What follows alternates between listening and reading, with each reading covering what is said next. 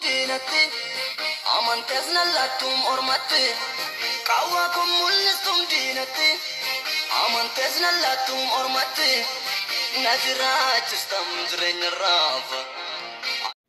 Ashama harka fuunee akkam jirtanii kabajamtoota fi jaalatamtoota chaanaala ayyaantuu asallaa jedhu jalatti argamtan nagaan koo bakkuma jirtanitti isin qaqqabu isiniin jechuun jaaladha. Baga jiraattan baga eeggamtanii baga yoona eegdanii isiniin jedha. Egaa ka warroonni chaanaala ayyaantuu asallaatii fi faara wataatan oggaa jiraattan sabiskiraayibii godhuun maatii koo ta'uu gamanumaan isin affeeree jira. Warroonni immoo haga har'aa dirasii na jajjabeessaa jirtan guddaa isaa galatoomaa galanna oolmaa guddaan irraa qabdan isiniin jedha. Warroonni keessanillee na jajjabeessitan akkasuma koomentiin illee na jajjabeessitan hedduu tokko galatoomai. Ammallee gargaarsa keessaniif yaada keessan na barbaachisaa na biraa hin fagaatinaa isiniin jedha. Egaa ka viidiyoo kana haga dhumaa yoo obsaan dhaggeeffatan barumsa guddaa irraa argattan jedhee tanan yaada. Viidiyoo kana barumsa guddaan qabadhee too dhufe egaa ka akkuma taambileelii gubbaarratti argitanii too jirtan mana nyaataa banee jira kan jedhudha. Kanaafuyyuu yeroo baay'ee jalqaba viidiyoo daqiiqaa takka laallee ookaniin wanna tokko gizee kara chaayinaalii tokko gadi tuqnu abbaa san fayyadu osoo hin ta'in viidiyoo kanaanallee na fayyadaa jedhamii too yaada keessa galfachuun barbaachisaadha jechuudha. Warruma sooshaal miidiyaa kanarratti hojjetan ijoolluma yuutuubii kanatu nu barsiisee sadarkaa kanaan nu gahe wanti nuti dhoksaatti qabannee too baranne tokko hin jiru. Kanaafuyyuu wanna beeknu walirraa barannee wanna dhageenye wanna biyya keessa jiru hunda warirraa yoo dhaggeeffannee wal hordofne fayyadamnuu taana. Dhugaan isiniin jedha waanuman ijoolluma biyya galteellaa informeeshinii funaannadhoof biyya gallaan itti fayyadamee jiraas nas fayyadeetoo jira jechuudha. Kanaafuyyuu yaadaf qalbiidhaan yeroo baay'ee waan an argeef jechuudha viidiyoo jalqaba dhaggeeffannee koomentii barreessuu deemna. Kana guutumaan guututti qabna jechuudha nuti ijoolleen keenya. Ijoolleen Oromoo kanaafuu ofaa sirreessinu viidiyoo kana haga dhumaa dhaggeeffadhaan isiniin jedha. Ana qofaaf osoo hin ta'in isinillee waan isin fayyaduufan viidiyoo kana. Egaa akkuma asirratti argaa jirtan lama irra hin deebi'u. Mata durees ilaaltanii jirtanii taambileeres ilaaltanii jirtan jechuudha. Egaa ka as gubbaarratti affeerraarra jirra. Affeerraa hoggaan isiniin jedhu mana nyaataa baneedha. Dhuguma ayyaantuun mana nyaataa bante moo maaliif guyyaa har'aa bakka nyaanni kun nyaata tsoomati guyyaa filsataa maaliin naanna'iin qabame jedhanii manni foonii hunduyyuu cufaadha guyyaa kana. Nuti maalirra oolletti namoota kanaan kan walitti qabamne namoonni kun eenyudha hojiin ayyaantu as keessatti dhuguma mana nyaataa ayyaantuti moo lakki kan nama biraati kan jedhullee asumaanan keessatti isinii dubbadha jechuudha. Haga dhumaa dhaggeeffadhaa warroonni kun hunduyyuu warroota na bira dhufaniidha jechuudha. Egaa ka viidiyoo akkuma isiniin jedhe namoonni biyya keenya kaameeraa hin jaalatanii baay'ee sodaatu. Kanaafan guutumaan guututti viidiyoo waraabaa hin jirre jechuudha. Egaa ka viidiyoo mucaa kun mucaa obboleessa kootiitidha. Kun immoo asuma ollaadha. Akkasuma kan argaa jirtanis haadhi tokkollee nu birarra taambilee irratti illee haadha tokko argitanii too jirtanii kunniin illee waamicha keenyan kan yaabne too dhufne jechuudha. Egaa ka ayyaantuun guyyaa har'aa mana nyaataa ishii eebbisiisaa jirti moo maaliif namoota kana walitti qabde kan jedhu asuma keessatti deebiin isinii deebi'a jechuudha. Egaa ka mana nyaataa kanuma jira jenneetu kan laalle naannoon kun naannoo maabiraata hayiliiti kan dhaqne jechuudha. Egaa ka bakka kun nyaata mana ayyaantuu asallaati moo kan jedhu walumaan ilaalla. Guutumaan guututti manni nyaataa kun mana kootii miti. Affeerraa deemne affeerraa kanaaf maaliif deemne maaliif nama kana walitti qabde namoonni kun nama hundi isinitti mul'atu natti fakkaate asii biraa nama sadiidha. Mucaa obboleessa kootiin nama 4 taanee jirra. Achiillee mooyyuu warroonillee namoota baay'een isinitti mul'anne karam nyaatata waraabe malee jechuudha. Walitti qabamnee too dhufne. Inni kun maaliin haati taambilee irratti argitan tun eenyudha kan jedhus asuma keessattan isinitti himaa obsaan na dhaggeeffadhaa. Egaa ka nyaata maaliif kana nyaattanillee hoggaa jettan ta'e deebisanii deebisee tan ture wanniif maalinni maqaan isaa tsoomatu seename. Odoo faasigaan hin ga'in tsoomni seenamuutu iyyuu jira. Tsooma sanii jedhee manni nyaataa cufaadha. Amma dubbadheen ture yoo afaan hin bade malee jechuudha. Kanaafuyyuu nyaata akkanaa kanaaf dhugaa nyaanni kun jechuudha. Biyya keenya keessatti waasti ajaa'ibu fooniin garaagarummaa tokko iyyuu hin qabu dhugaa. Gatiin isatti kaffalame osoo foon bitamee illee homaa kanuma foon bitameessanidha jechuudha. Garaagarummaa tokko iyyuu hin qabu. Egaa kanaafuyyuu guyyaarraa erga waliin dubbannee too xumurree walii galtee erga godhanneen booda affeerradha. Affeerraa kana keessatti nyaannis dhugiitinis ganama baanee yaada keenya deemnee xumurrannee mana seeraa deemnee walii mallatteessinee jechuudha. Walii kan mallatteessitan kun maalii jechuun keessan hin oolu. Egaa akkuma dura isiniin jedhe mana koo isa jireenyaatti ijaarrachuu barbaadu keessa viidiyoo isinii waraabetan ture. Viidiyoo san namoonni baay'een hin laalle. Warroonni viidiyoo san laaltan asirraa ni bartan jedhee tan yaada. Kanaafuyyuu egaa maal jedheetin isin fuyyuu achirratti mana nan jammaraa hoggaan mana jalqabe yookaniini sibirtoon illee bulukeettiin illee qorqoorroon illee mismaarri illee maal akka jiru isinitti nan himaa jedheetin hin ture jechuudha. Yeroo darbe viidiyoo darbe keessatti warri dhaggeeffattan isinii galee tan yaada. Jalqabsiisuudhaaf ogeessa fayyaati illee teechisee herreegallee wajjin hojjedhee tan ture jechuudha. Hoggaan hojjedhu gizeen bonaa bishaan Adaamaa keessatti baay'ee rakkisaadha jechuudha. Dhugaa dubbachuu fi bishaan baay'ee bada maal akka ta'e duraanuu xinxumattu Adaamaa keessatti bishaan baay'ee rakkisaadha.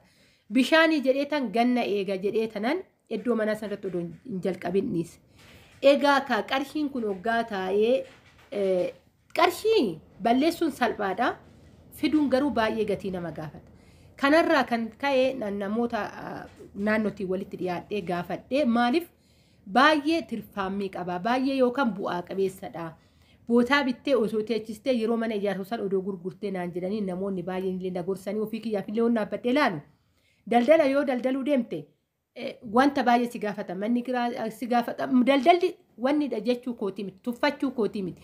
Aarsaa guddaa si gaafata. Garuu lafa yoggaa ta'e wannuma tokko maa aarsaa sin gaafatu. Bittee jirtaa yeroodhaan immoo lafti baay'ee dabalaa deema.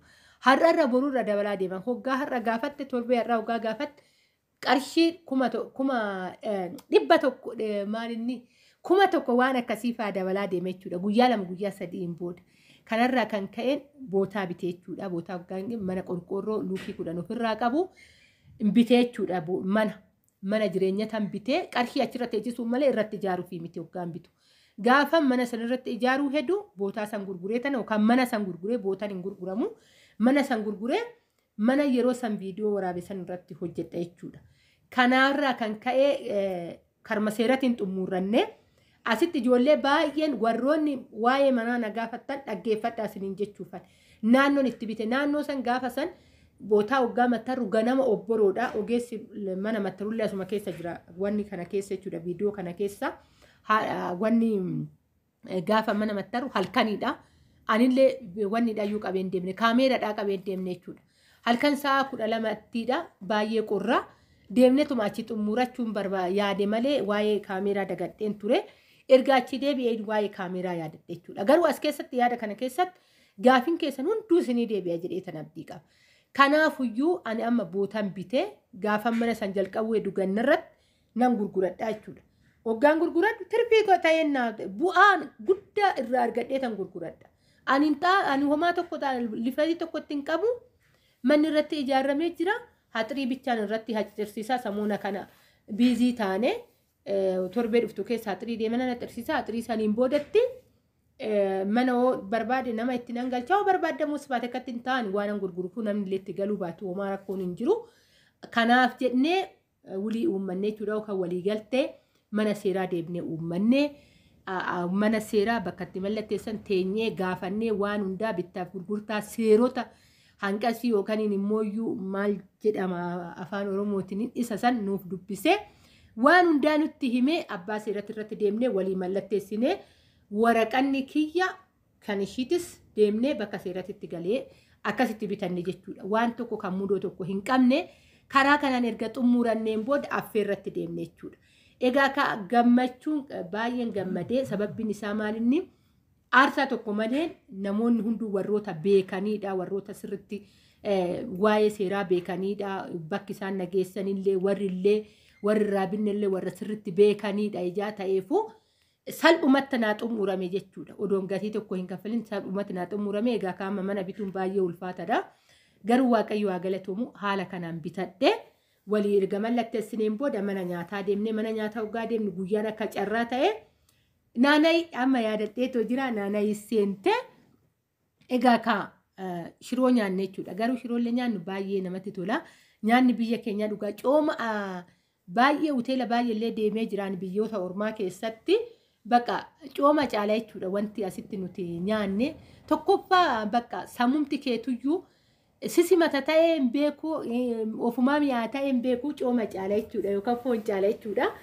Akkasitti haala kanaan gibyaa keessa waliif dabarsinee biiraan hin jiraa nuti kaa biiraa hoggaa jennu biiraan alkoolii qabu hin dhugnu. Warroonni immoo as keessa illee kan alkoolii qaban warroonni mana gurguratan fakkeenyaaf pheenxee miti ortodoksiidha. Isaan ni dhugu isaanis akkasumatti miira isaanii eegnee fi kan isaan barbaadan dhiyeessinee fi sirritti wantoota dhugamus dhugamee ganama kan baane sagantaa keenya erga xumuranneen booda karaa mana nyaataa deemnee nyaata keenya nyaannee waan dhugamu dhugamee galgala kara sa'a tokkoomoo akkasitti kara mana keenyaa gallee haala kanarran jiraa isiniin jechuuf kan obboleewwan koo kana hoggaan isiniin jedhu isin fayyadaafan viidiyoo kana qabadheetu dhufe warri ijoolleen baay'een akkaataa manaa nutti seera qabeessa moo seera qabeessaa miti jettanii too namoonni baay'een bakka bakkatti manni ni diigamaa jiraa jettanii eeyyen garuu waastinnaa kan qabuu fi waastinnaa kan hin qabne garaagarummaa qaba.